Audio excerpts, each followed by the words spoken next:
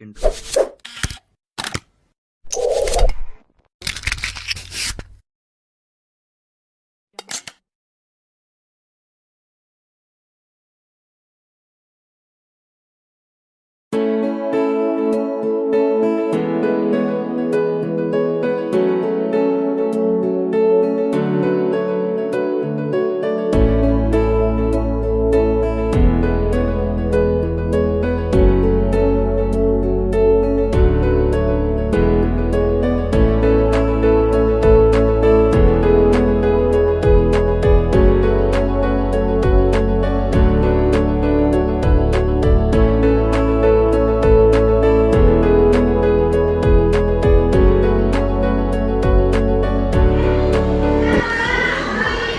Baik, assalamualaikum warahmatullahi wabarakatuh. Sebelumnya ibu izin meminta waktunya memperkenalkan nama saya Lutfi Santiawan dari sekolah saya. Di sini saya dan rekan teman-teman saya izin meminta waktunya untuk mewawancarai ibu selaku kepala sekolah dari SDN Baros Mandiri Cimahi 2. Baros Mandiri. Baik, langsung saja ke pertanyaan ibu. Yang pertama, ibu izin bertanya mengenai profil sekolah yang ada di SD Baros Mandiri 2 Cimahi ini bagaimana? Profil SD Negeri Baros Mandiri 2, posisi sekolah berada di Jalan Kedai Bogor, Kabupaten 7, Kelurahan Baros, Kecamatan Cimahi. Di sini terdiri dari jumlah guru ada 12 level ya. Jadi guru kelasnya ada 11 karena yang satu pensiun, kemudian ada guru olahraga 2, guru olahraga 3, ditambah tenaga kebersihan. Kemudian di sini sekolah negeri dan untuk yang lain-lainnya untuk profil ini ya di Jalan Kebun ini kan apa istilahnya, untuk Baros ini kan di lingkungan, berada di lingkungan Angkatan Darat dan TNI. Jadi di sini siswanya juga kebanyakan dari putra-putri. Dimana ya kadang-kadang di sini ya keluar masuk lah siswanya juga gitu. Jadi karena sesuai tugas. Jumlah siswa ada 300.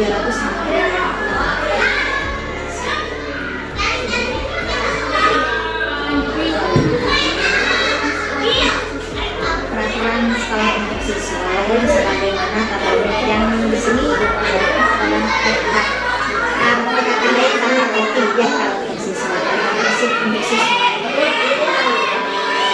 tercantum mulai dari kemudian juga tidak boleh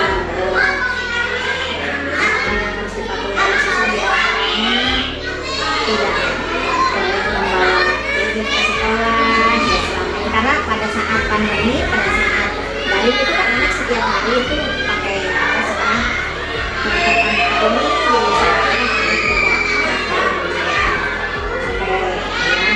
kemudian juga ada tertiban dan lain-lain masuk mulai belajar jam 7. Jadi anak sebelum jam 7 sudah berada di sekolah, dan juga ada kebiasaan-kebiasaan hari Kamis Senin upacara, hari Selasa ada lagu daerah dan nasional, kemudian hari Rabu olahraga berkarakter, senam berkarakter, hari Kamisnya literasi, dan hari Jumatnya doa bersama. Nah semuanya siswa maupun guru di sini harus ikut kegiatan tersebut karena ini merupakan program sekolah kebiasaan di mana setiap harinya dari mulai jam 7 sampai jam 7.35 ada pembiasaan. Ditambah juga untuk pramuka di hari Jumat. Nah anak-anak mengenai seragam juga kita tentukan hari Senin putih karena upacara, hari Selasa putih merah, hari Rabu batik, hari Kamis merah, hari Jumat. Untuk gurunya juga seperti itu, menyesuaikan peraturan di mana guru ini sebelum pembelajaran dimulai, guru itu harus sudah lebih duluan datang ke sekolah. Jadi guru guru kita, apalagi di sini jam 6.30 harus sudah ada di sekolah. Kadang-kadang jam 6.15, apalagi saya sebagai kepala sekolahnya ya, jadi insya Allah datang dari luar di sekolah. Dan juga untuk tugas pengajar, peraturan guru juga sama. Apabila guru ada yang menghalangi hadir, maka harus memberitahu kepada kepala sekolah surat kalau sakit, ada surat sakitnya, kalau izin juga ada surat izinnya, atau kalau dinas keluar juga ada surat keluar dari sekolah. Ya, di sini tentunya kita menggunakan 5 hari kerja, di mana kita kesehariannya anak-anak pulang jam 14.30. Karena kelas tinggi ya, kalau untuk yang kelas rendah itu jam 10 ke setengah 11, jadi jam setengah 11 sudah pulang.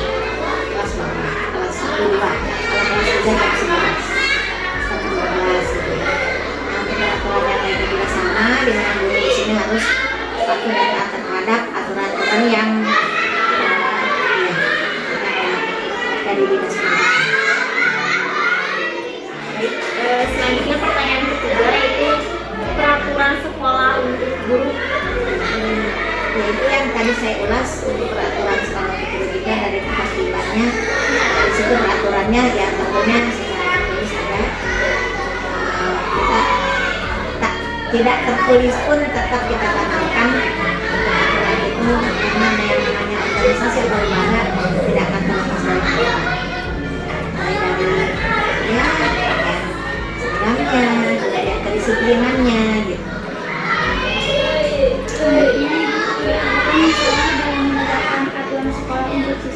Nah, untuk siswa biasanya ini ada sedikit kendala lah, misalnya hari Senin harusnya pakaian putih-putih lengkap dengan topi, dasi, ikat pinggang, sepatu hitam. Nah, masih ada saja beberapa siswa yang atau mungkin kadang-kadang lupa gitu, atau mungkin hanya punya satu-satunya basah gitu untuk cuci. Nah, itu otomatis pada saat selesai upacara anak tersebut diberikan pengalaman lagi oleh guru kelasnya masing-masing dan diberikan istilahnya sanksi lah, kalau memang anak itu melanggar peraturan sekolah juga tetap ada sanksi ya.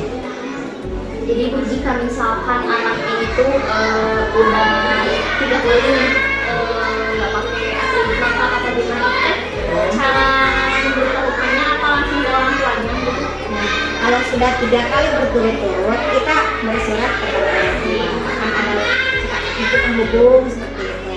Nanti kalau misalnya masih juga berulang, orang tuanya kita ambil apa alasan atau kendala orang tua sehingga itu sampai berulang kali melanggar peraturan. Tapi yang saya rasakan di sini alhamdulillah tidak sampai seperti itu, tidak sampai mengganggu orang tua. Baik, itu pertanyaan keempat, masalah dalam pertanyaan kelima, cara mengatasi masalah yang dihadapi di sekolah bagaimana? Cara mengatasi masalah untuk siswa apa guru? Baik itu untuk siswa dan guru. Kalau untuk siswa ya kita biasanya kalau ada masalah itu biasanya kalau wali kelas apabila wali kelas tidak sanggup, tidak bisa menyelesaikan, baru ke kepala sekolah. Tapi alhamdulillah selama ini walaupun tidak ada guru BK ya, jadi guru wali kelasnya sendiri kalau berhasil itu alhamdulillah bisa menyelesaikan. Kalau masalahnya itu sudah menyangkut dengan masyarakat di luar, nah baru kita juga sebagai pimpinan, sebagai kepala sekolah juga ambil dan untuk guru itu saya pembinaannya ada guru, ada kelompok dan jadi banyak guru juga sama. Jadi ada guru yang kurang disiplin, tetap kita harus berikan peringatan ya, karena yang dihadapi oleh guru itu adalah benda hidup. Jadi seandainya ada guru misalkan telat datang, maka tidak memberitahu, maka kita berikan arahan, berikan pembinaan supaya hal tersebut tidak terulang kembali. Karena guru itu public figure. Betul, public figure. Tapi seandainya ada guru tidak masuk karena sakit dan guru yang lain juga sama sibuk, ya saya sebagai kepala sekolah juga ikut masuk ke kelas. Itu yang artinya di sini seandainya ada guru yang berhalangan hadir, otomatis guru yang lain yang tidak memegang kelas ikut berpartisipasi, ikut membantu kelancaran pembelajaran dan tidak sampai anak itu terbengkalai tidak mendapatkan pelajaran. Ada kepala sekolah, ada guru gitu. Kalau dia itu seperti itu, karena di SD itu tidak ada guru bidang, bukan bidang studi gitu ya. Jadi gurunya itu lain arti, masuk guru borongan kecuali olahraga dan PAI. Apakah ada reward dan rangsangan untuk siswa? Reward untuk siswa biasanya kalau seringnya sih pada saat pembagian rapor, yaitu kalau yang anaknya berprestasi minimal peringkat 1 sampai 3 itu dikasih dalam bentuk piagam, medali ataupun dalam bentuk semacam sertifikat ataupun berupa hadiah alat tulis gitu biasanya. Jadi kita tuh mengapresiasi supaya memotivasi yang lain supaya bisa. Juga selain di kenaikan kelas biasanya ada tampilan di hari Jumat. Jumat itu kan selain bunga itu anak itu ada yang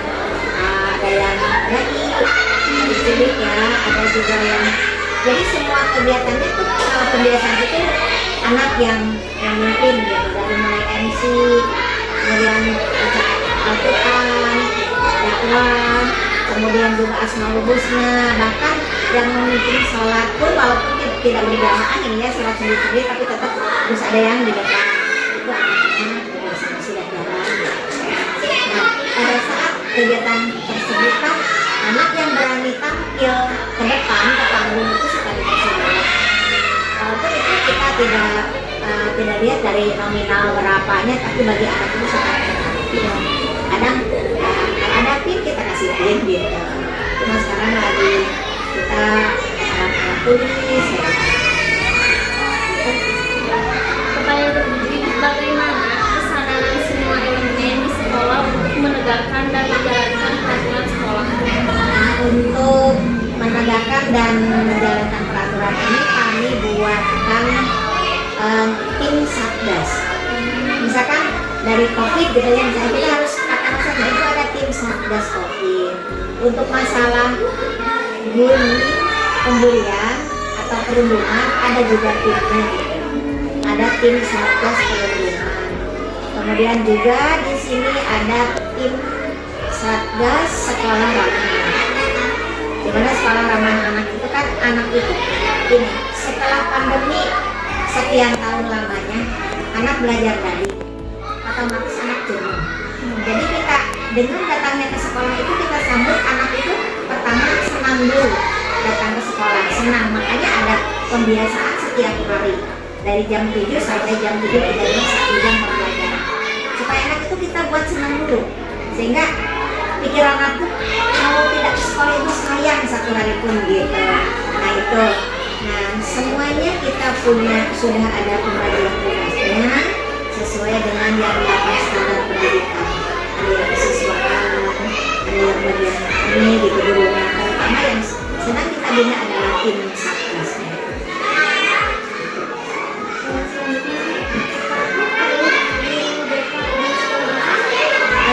Sebetulnya kami perlu, tapi dari secara resmi kami di sekolah itu belum ada ya, belum dikasih. Cukup kalau ada masalah diselesaikan oleh kelas masing-masing atau oleh guru yang ada di sekolah tersebut atau oleh kepala sekolah gitu. Jadi kami di sini ya sangat mengharapkan sih guru BK sebetulnya. Jadi mungkin lebih fokus lah kalau di BK itu. Iya. Baik Ibu, mungkin cukup 8 pertanyaan saja. Ibu terima kasih. Maaf mengganggu waktunya. Di video Ibu. Sama direktur. Oke.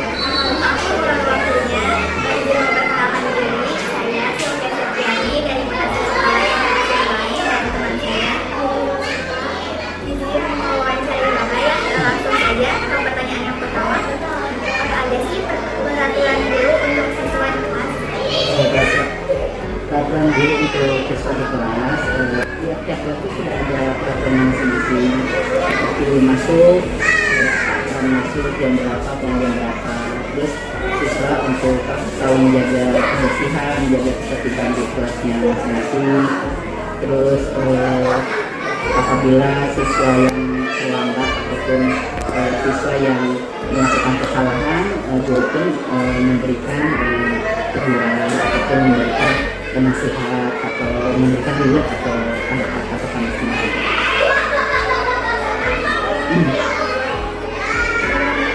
Menanggapi masalah dalam menegakkan aturan kelas untuk siswa. Yang pertama mungkin memang pendekatannya secara persuasif ya, artinya ketika siswa ada yang melakukan atau melanggar peraturan di kelas guru tersebut didekati secara persuasif, artinya pesona diingatkan aturan yang sebenarnya seperti apa, dijelaskan lagi, dinasihati dan diperingatkan agar supaya tidak melakukan hal yang sama, melanggar aturan yang sudah ditetapkan. Apakah yang membuat peraturan kelas oleh guru dan apakah siswa dilibatkan dalam membuat peraturan tersebut? Oleh guru dan disosialisasikan ke siswa.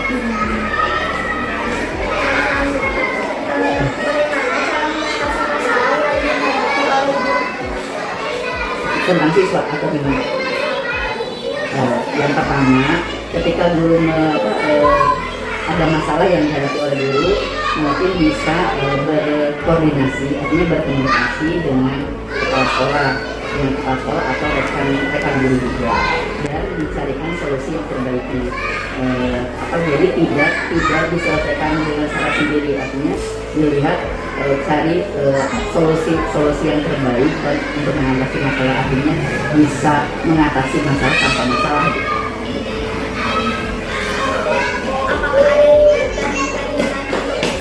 Jelas, itu harus ada, karena untuk siswa yang sudah bisa menegakkan disiplin ataupun dia berprestasi, kita adakan dulu sebagai motivasi untuk siswa yang lainnya. Kalau misalnya ada siswa yang melakukan kesalahan, ya kita ada nasihat atau ada hukuman yang bersifatnya mendidik gitu. Yang terakhir ya Pak ya?